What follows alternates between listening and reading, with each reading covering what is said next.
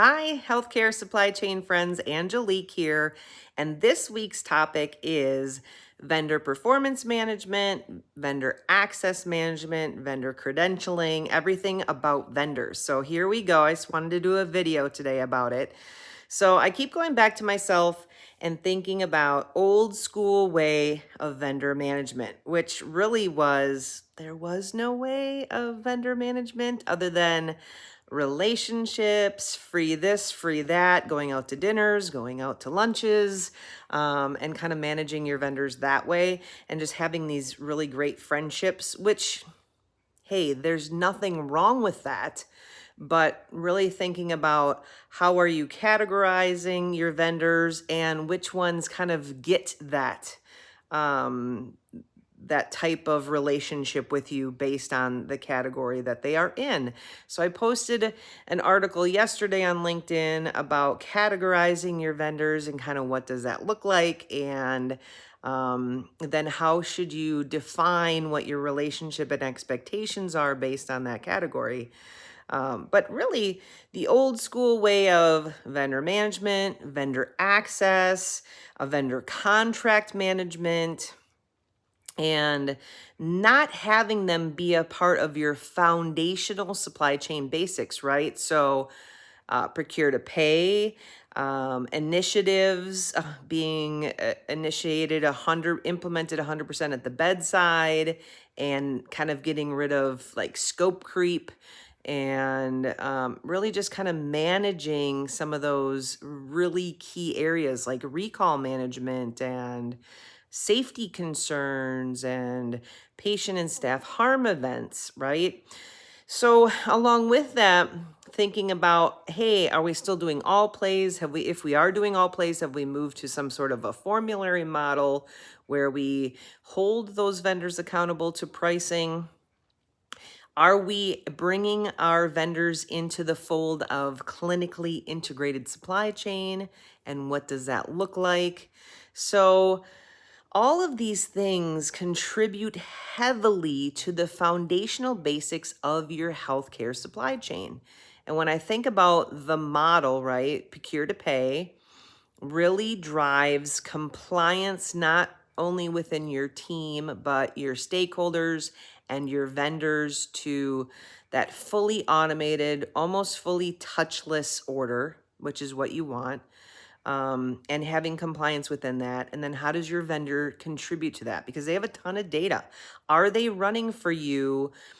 What percentage of orders are not touchless? What percentage of PO confirmations, invoices, POs are not coming to them via EDI, right? And then thinking about, from a contracting standpoint, where's their scope creep? Where did we commit to X product, but now Y is creeping in from their standpoint?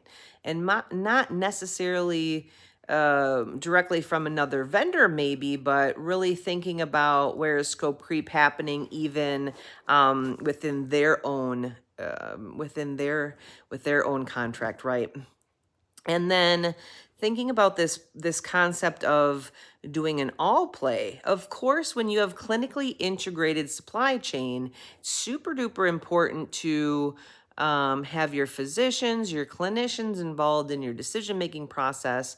But how are the vendors like really engaged in that process? Have you brought them along into the process? I'm going to do a video later on this week about your primary distributor and how they should be engaged in your process. But making sure that it's not negating all of the governance that you have set up for your clinically integrated supply chain, your clinical value analysis program, governance overall for decision making, scope creep of your initiatives. Remember, you're only as good as you implement 100% at the bedside, which means, are you controlling scope creep?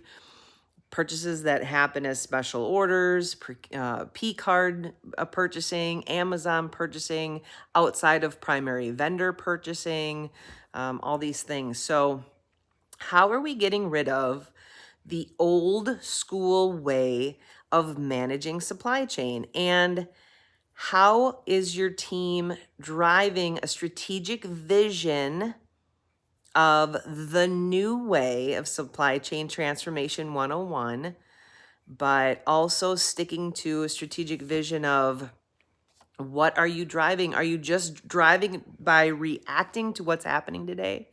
Or is your team actually building something viable? And in no offensive way, the old school regime of how healthcare supply chains being driven today has got to go away. And that goes along with the old school regime of healthcare supply chain executives, right? So, how is the new world coming into effect at your healthcare supply chain? Who's driving that? And are they driving it effectively? So, thinking about vendor relationship management, vendor credentialing management, vendor access management, it affects all your foundation. So I'm encouraging you this week to get it right. All right, signing off. I hope that you guys all have a great rest of your day. Good to see you, healthcare friends. Bye.